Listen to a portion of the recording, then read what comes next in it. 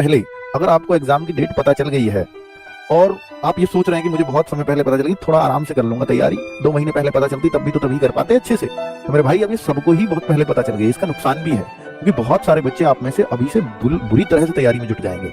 और ये सारे बच्चे जो तैयारी कर रहे होंगे, मैं केवल 5 से 10% ऐसे बच्चे हैं जिन्होंने पहले यूपी पुलिस वाला पहला वाला एग्जाम नहीं दिया, केवल 5 से 10%।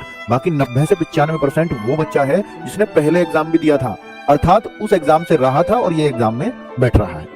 तो भाई आप ये बताओ कि जो आप में से होशियार बच्चे थे, आप में से जो अच्छा करते थे, 60,000 बच्चा, वो तो नौकरी लग गया ना। वो 60,000 की जगह 30,000 वैकेंसी होती पहले, तो वो 30,000 अब आपको परेशान करता है, वही ले जाता है इन सारी सीटों को। लेकिन वो तो 60,000 लग गया, कितना बड़ा एक नंबर आपके बीच से चला गया जो आपसे ऊपर था। अब आप सोचो कि अब जो आप रहे हो उसमें से कुछ बच्चे फाइनल मेरिट से रहे, कुछ शुरुआत की मेरिट से रह गए। जो शुरुआत की से रह गए हो सकता है वो तो अच्छी तैयारी उन्होंने अब कर ली हो, लेकिन जो फाइनल से रहे तो उनको तो यही होना चाहिए कि मैं तो सबसे होशियार था। मैं मान लो 1 नंबर से रहा, आधे से रहा, 1.5 से रहा, 2 से रहा, तो मैं तो सबसे होशियार था क्योंकि मेरे से ऊपर वाले होशियार वाले तो सब नौकरी लग गए। तो इसका मतलब मैं तो टॉप करना चाहिए इसमें, क्योंकि अगर मुझसे कोई ऊपर गया तो फिर मैंने नीचे वाले को मौका दिया है आपने, या मैंने नए बच्चे को जिसने पहले एग्जाम नहीं दिया उसको मौका दे दिया मुझसे ऊपर जाने का। ये मेरी ही कमी रही। तो ये आपको खुद से सवाल पूछना है मेरे भाई। अगर आपके हाथ से कोई इस नौकरी को छीन करके ले जाता है तो फिर ये आपकी कमी की वजह से हो सकता है और कोई दूसरा तरीका नहीं है आपसे इस नौकरी को छीनने का। आप ये खुद सोचो कि अगर फरवरी, मार्च, अप्रैल, मई, अगर मैं 4 महीने देखूं, 4 महीने पहले किसी एग्जाम की डेट नहीं आती, इसकी आई है, तो 4 महीने पहले अगर कोई चीज आपको पता लग गई है और अगर अब एक दिन भी ढीला गया तो वो आपके सिलेक्शन को आपसे दूर कर रहा है। अब एक उस पल को सोच करके देखो। अब इमेजिन करो कि 4 महीने बाद जब आपके हाथ में एक नौकरी होगी, वो एग्जाम डिसाइड कर देता है कि आपकी लगेगी या नहीं। सोचिए 4 महीने बाद आपके वतन पे वर्दी हो, ये कितनी बड़ी बात है।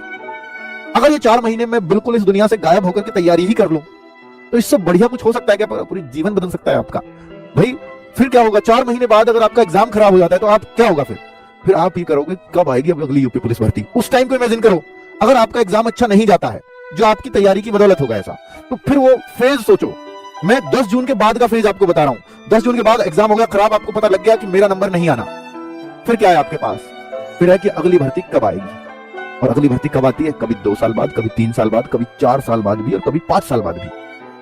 बताओ फिर तो मतलब एकदम ही सब कुछ ही वैसा हो गया ना कि अब तो अपने जीवन का क्या मतलब, अपने करियर का कुछ नहीं पता, सरकारी नौकरी लगेगी भी या कभी या नहीं लगेगी, क्योंकि आपने उतना सुनहरा मौका छोड़ दिया जितना शायद ही कोई छोड़ता होगा। और ये छोड़ा किसी ने नहीं, सिर्फ आपकी अपनी कमियों की बदौलत, आपकी सीरियसनेस कम थी, इस बदौलत वो मौका छोटा।